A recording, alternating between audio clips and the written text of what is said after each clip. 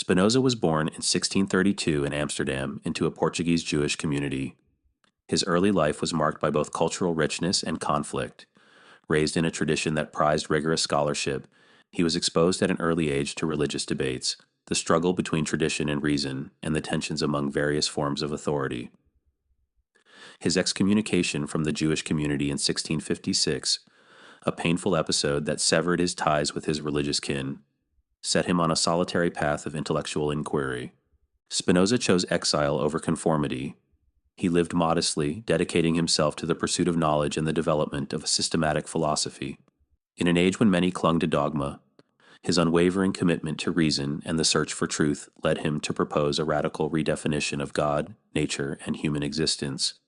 His life, marked by personal sacrifice and intellectual courage, is inseparable from his philosophical project. For Spinoza, the quest for understanding was not an abstract academic exercise, but a deeply personal commitment to living in accordance with the truth of nature. At the heart of Spinoza's philosophy lies his radical reconceptualization of God. Rejecting the anthropomorphic, interventionist deity of the Abrahamic religions, he equated God with the totality of existence itself. In his magnum opus Ethics 1677, he declared, "By God, I understand a being absolutely infinite, that is, a substance consisting of infinite attributes." Spinoza posited that there is only one substance in the universe, an all-encompassing reality that he identified with God or nature. According to him, everything that exists is a mode or modification of this single substance. In other words, the apparent diversity of objects, events, and experiences is merely different expressions of the same underlying reality. This radical monism leads to a profound reconceptualization of the relationship between God and the world. Rather than being a separate, transcendent being who created and oversees the universe, God is immanent within the very fabric of existence. Spinoza famously summarized this insight with the formula Deus, sive, Natura, God or nature, emphasizing that the divine is not something distant or otherworldly, but is synonymous with the natural order itself. This view not only demystifies God, but also challenges the anthropomorphic depictions that had long dominated religious thought. Spinoza's God, devoid of human-like desires or moral judgments, rendered traditional notions of prayer, sin, and divine reward obsolete. This struck at the core of religious authority, which depended on portraying God as a lawgiver who demanded obedience. His critique was explicit. Those who wish to seek out the causes of miracles and to understand the things of nature as philosophers are straightway deemed heretics and impious, and proclaimed as such by those whom the mob adore as the interpreters of nature and the gods. Theological Political Treatise, 1670. By equating God with natural law, Spinoza stripped religion of its supernatural claims, reducing theology to a matter of ethics and communal harmony. A central challenge in his philosophy is reconciling determinism with the concept of human freedom. In a universe where every event is the necessary consequence of preceding causes, the traditional notion of free will seems illusory. According to Spinoza, every action, thought, and emotion follows inevitably from the nature of reality. However, instead of resigning human beings to fatalism, he argues that understanding this determinism is the key to genuine freedom. For Spinoza, freedom is achieved when individuals recognize that their actions are not the result of arbitrary whims or external coercion, but are instead expressions of the underlying order of nature. This recognition allows individuals to align their desires and actions with the rational necessity of the universe. When one understands the causal chain that leads to one's own thoughts and emotions, one gains control over them. Rather than being slaves to passions, irrational, overwhelming emotions that cloud judgment, people can attain a state of intellectual clarity, which Spinoza terms freedom. In essence, Spinoza redefines freedom as mastery over one's own nature. Instead of viewing freedom as the ability to choose without constraint, he proposes that true freedom lies in self-understanding and the capacity to act in accordance with the rational order of things. When an individual is guided by reason rather than by the chaotic forces of passion, they become not only more predictable and harmonious in their actions, but also more autonomous. This autonomy is achieved through knowledge. By understanding why we feel and act as we do, we can transcend the immediate sway of our emotions and cultivate a life in harmony with the grand design of nature.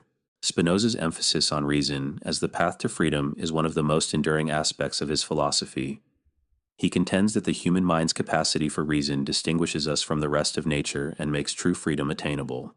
Reason, in his view, is the faculty that enables us to see beyond our immediate sensory experiences and grasp the deeper causes that govern our lives. One of the primary obstacles to freedom is the dominance of the passions, emotions such as anger, envy, and desire that arise from inadequate ideas and confused perceptions of the world.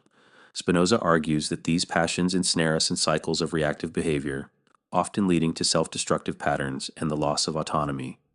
When we are driven by such passions, our actions are imposed upon us by forces beyond our control. In contrast, when we use reason to understand these emotions, we can begin to reframe them as natural responses to external causes. This intellectual approach not only suppresses the passions, but transforms them into more constructive forms of activity.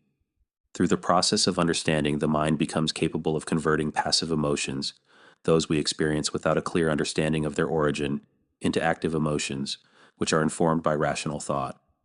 For Spinoza, this transformation is crucial. Only when we understand the causes of our emotions can we begin to modify them and, in doing so, reclaim our freedom.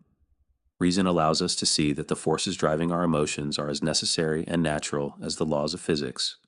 Once we accept this, we no longer feel at the mercy of these forces.